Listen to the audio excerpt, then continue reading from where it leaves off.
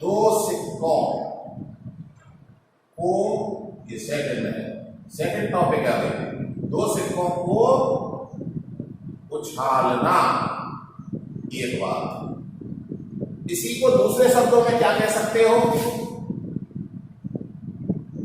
एक सिक्के को दो बार उछालना।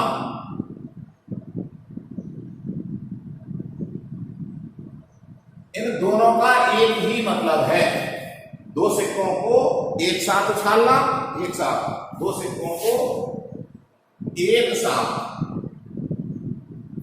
उछालना, या एक सिक्के को बारी बारी से दो बार उछालना।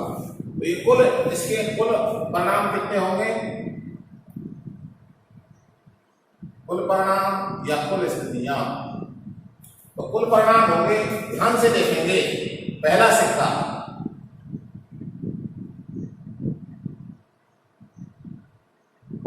और दूसरा सिक्का,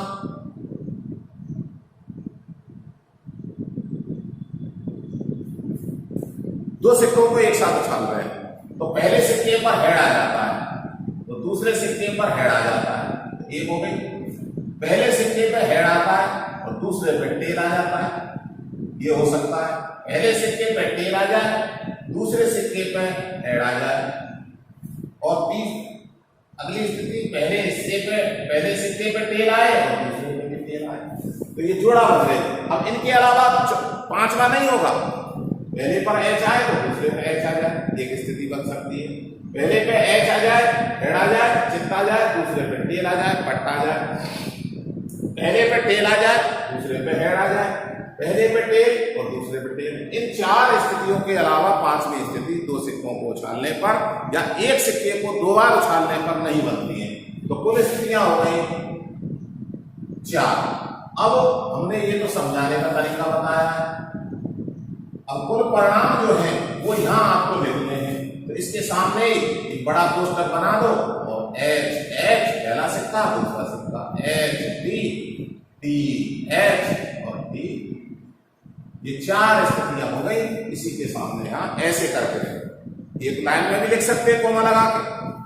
अब ये दो सिक्कों की कुल स्थितियां हैं। अब इस पर कैसे कैसे प्रश्न बनते हैं, तो इसके प्रश्न जो बनते हैं उनको हम एक बार लिखेंगे।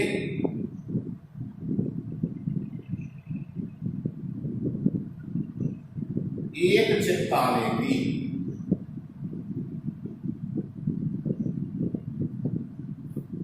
प्रायिकता,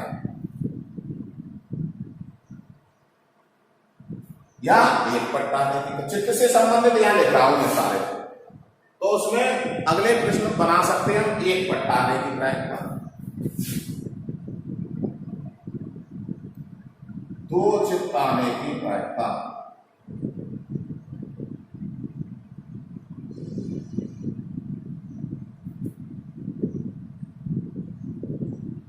कम से कम एक चित्त आने की,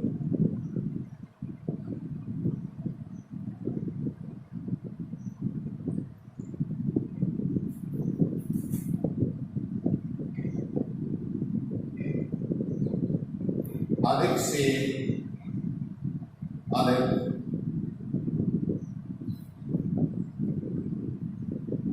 एक चित्त आने की,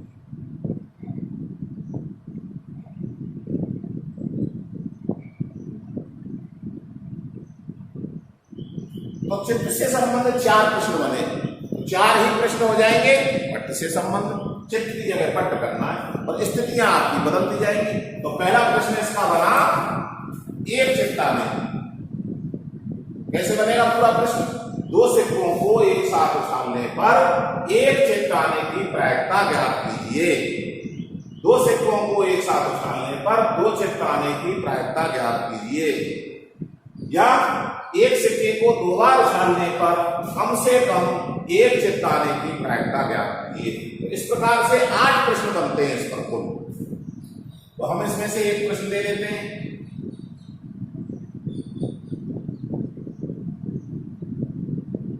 बना देते हैं पूरा। दो सिक्कों को एक साथ उछालने पर दो चित्त आने की प्रायिकता ज्ञात करनी है। तो अब इसको हल कैसे करेंगे? वही तीन बिंदु बनते हैं, कुल स्थितियां, अनुकूल स्थितियां और फिर प्रायिकता। तो कुल स्थितियां या कुल परिणाम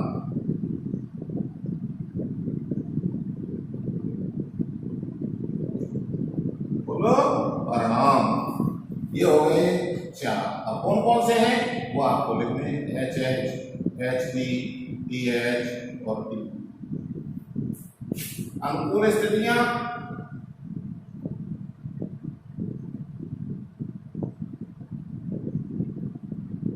या परिणाम बराबर एक। अब एक कैसे लिख दिया मैंने?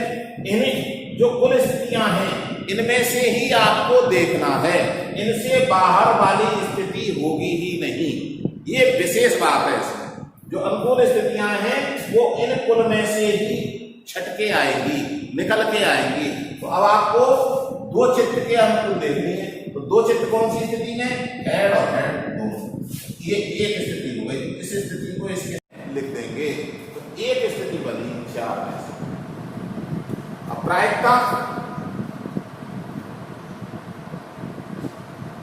दो चित्त, सीधा लिखा है हमने, दो चित्त आने की घटना को ए मान लो, प्रोबेबिलिटी ए लिख दो। सीधा हमने लिखा प्रोबेबिलिटी दो चित्त आने की प्रायिकता। दो चित्त आने की प्रायिकता बराबर अनुकूल स्थितियां एक और कुल स्थिति। इस तरह से एक दो सिक्कों को छालने पर दो चित्त आने की प्रायिकता 1/4। अब इसमें से और प्रश्न भी कर सकते हैं। तो जैसे अगला प्रश्न है, इसको देख सकते हैं। कम से कम एक सिक्के को, क्वेश्चन बना, एक सिक्के को दो बार उछालने पर कम से कम एक चित्त आने की प्रायिकता। तो कुल स्थितियां वही चार होंगी, उसका लिख दीजिए उनको, H H, H T, T H और टी। अनुकूल स्थितियां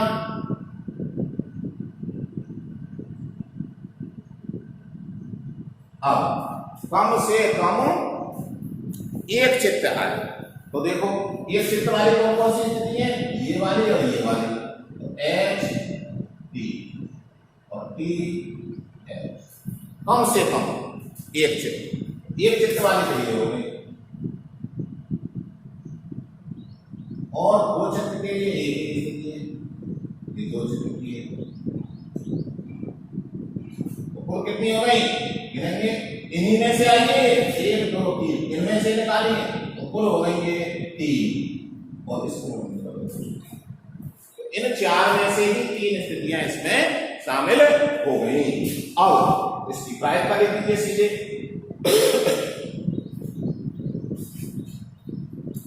प्रोबेबिलिटी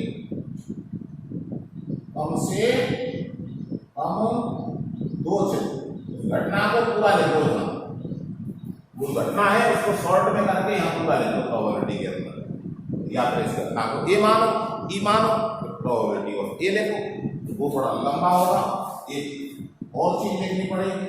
अनुकूल हो गए 3 और कुल हो गए 4, 3/4 प्रायिकता इस बात की हो गई। अब दो सिक्के पूरे हो गए। अब तीसरा, अगला 3 सिक्के।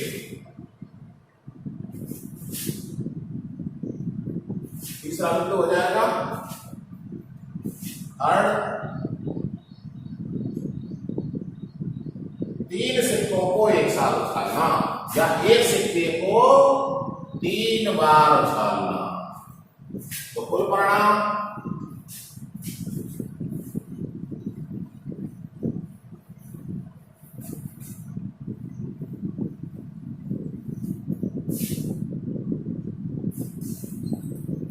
अब यहाँ तीसरा सिक्का हो मिल जाएगा,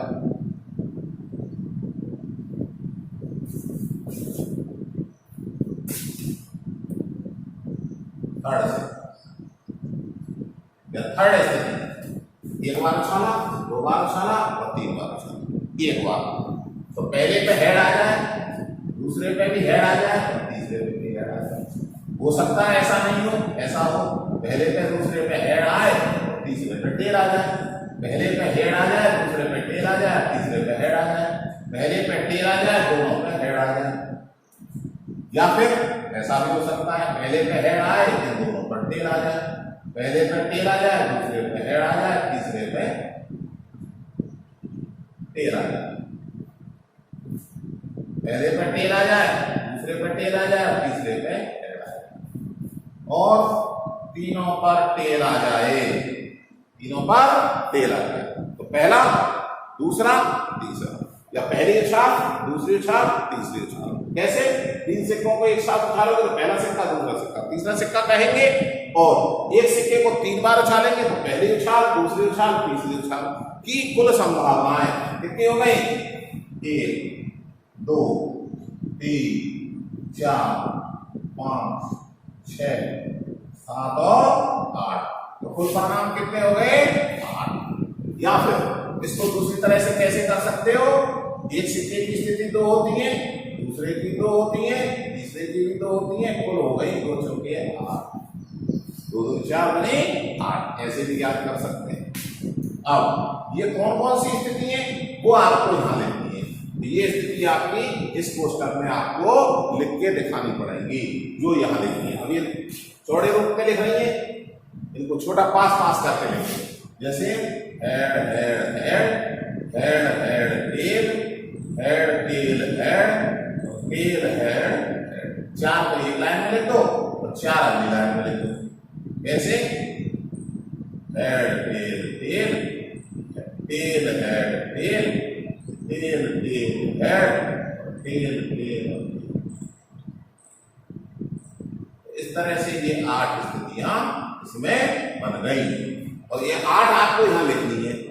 अब इन्हीं में से प्रश्न बनेगा, तो इन्हीं कुल स्थितियों में से किसी भी स्थितियों के अनुकूल प्रश्न बन जाएगा। तो कैसे कैसे प्रश्न बन सकते हैं इसमें से? तो पहला देखो, इसमें से पहला प्रश्न बन सकता है एक चित्र। केवल मैं चित्र की स्थिति लिखूंगा, पट्ट की आप और लिख सकते हो, दुगने प्रश्न हो जाएंगे। एक चित्र आने की प्रायिकता,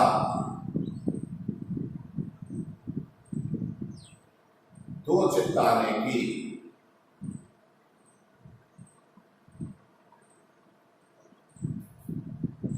तीसरा, 3 चित्र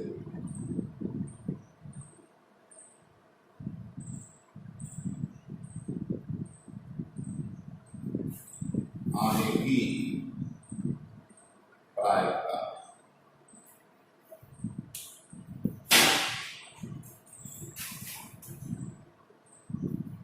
अगला, कम से कम एक चित्र आने, हमें सॉर्ट करना है इसको। कम से कम 2 चित्र,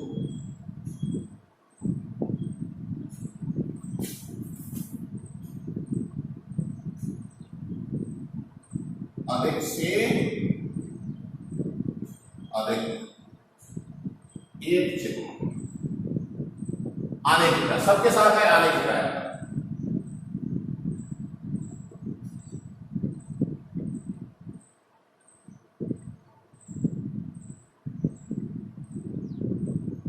दो चित्र आने की प्रायिकता।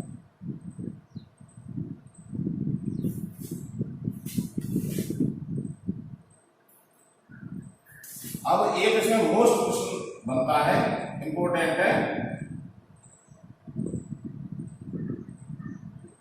एकांतर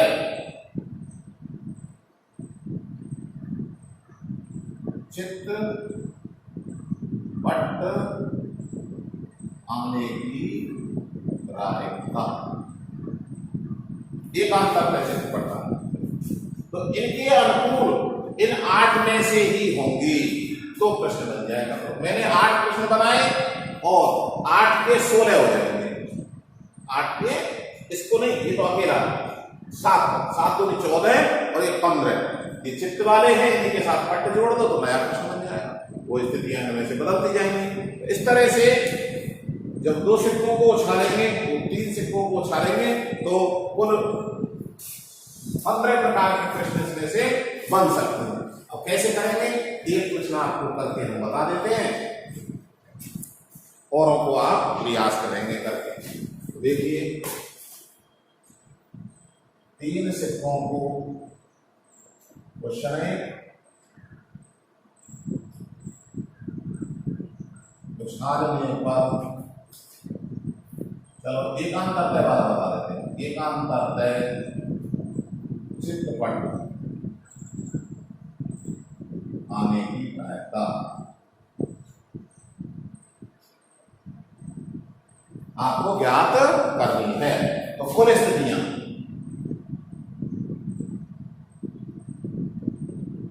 कुल स्थितियां 8 कौन कौन सी हैं, ये 8 हैं। H H H H H D H D H D H H D E D H D D D H तीनों बार ये 8 स्थितियां आपको यहां लिखनी है। कुल एक लाइन में लिखो कॉमा लगा के या ऐसे लिखो, ये लिखना ठीक है, इससे आपको ध्यान में रहेगा काम आगे। अनुकूल स्थिति इसमें, अब अनुकूल किसके लिए लेंगे, अनुकूल स्थितियां या अनुकूल परिणाम एकांतरतय चित्तपट के लिए। तो एकांतरतय चित्तपट का मतलब क्या होता है, अल्टरनेटिव। पहले चित्त आया तो फिर पट्ट फिर चित्त, या पहले पट्ट आया तो फिर चित्त फिर पट्ट। इसमें से छाटेंगे कौन कौन सी स्थितियां हैं। एक तो ये स्थिति बनती है चित्त पट्ट चित्त और पट्ट चित्त पट्ट, 2 स्थितियां बनी। तो कौन कौन सी कितनी स्थिति हो गई, 2। इन दोनों को निकाल के इसके सामने देखो, H D H और D H D, तो ये हो गई। अब प्रायिकता लेनी है हमको। प्रायिकता इसमें लिख दो सीधा ही, एकांतरतय चित्तपट, एकांतरतय चित्तपट आने की प्रायिकता अनुकूल 2 और कुल 8 से। यदि किसी एक पहाड़े से यदि ये विभाजित हो रही हैं तो इनको आपस में कैंसिल आउट करके काट देंगे। 2 एकम 2 और 2 चौके 8, ये हो गई 1/4।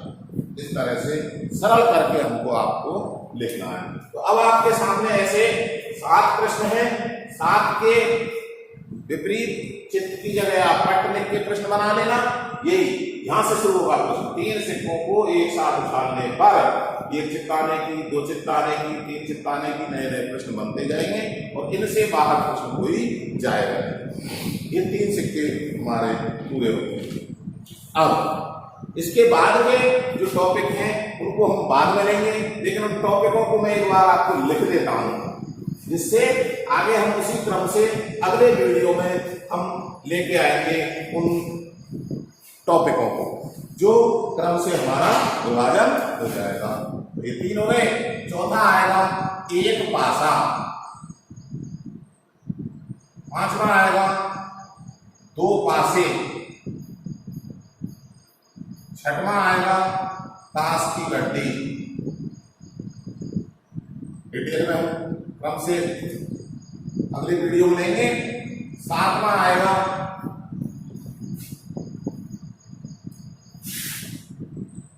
थैली, थैली में कंचे गेंद समान आकार।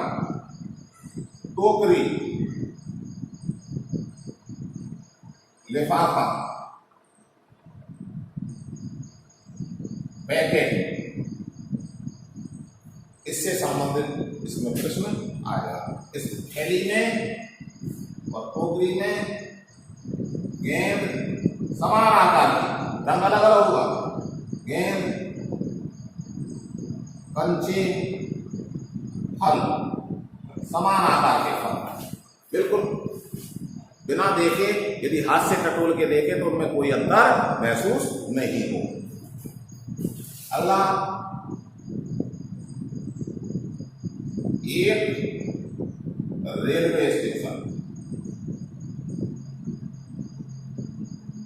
पर अन्य के टिकट या अंक लिखे कार्डों में से एक कार्ड निकालना, इस तरह का टॉपिक होगा ये। और 9वां जो बिंदु होगा वो होगा लीफ वर्ष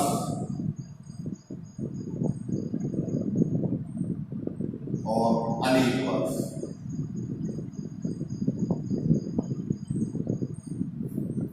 लास्ट होगा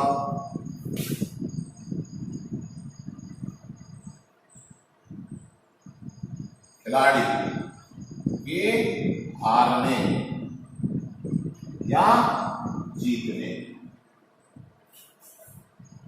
से संबंधित। तो एक और है 11वां, प्रायिकता ए का मान दिया गया है आपको, तो प्रायिकता ए बार पूछेगा, या प्रायिकता ए बार का मान आपको दिया गया है और प्रायिकता ए का मान पूछेगा प्रश्न का। तो इस तरह से हमारे ये 11 बिंदु हो जाएंगे और इन 11 बिंदुओं में हमारी जो कक्षा 10वीं तक की प्रायिकता का जो विषय है वो संपूर्ण हो जाएगा। इसमें से खंड ए में 1 अंक का प्रश्न और खंड सी में 3 अंक का प्रश्न अवश्य बोर्ड में पूछा जाता है। अगले वीडियो में बताने तक के लिए धन्यवाद।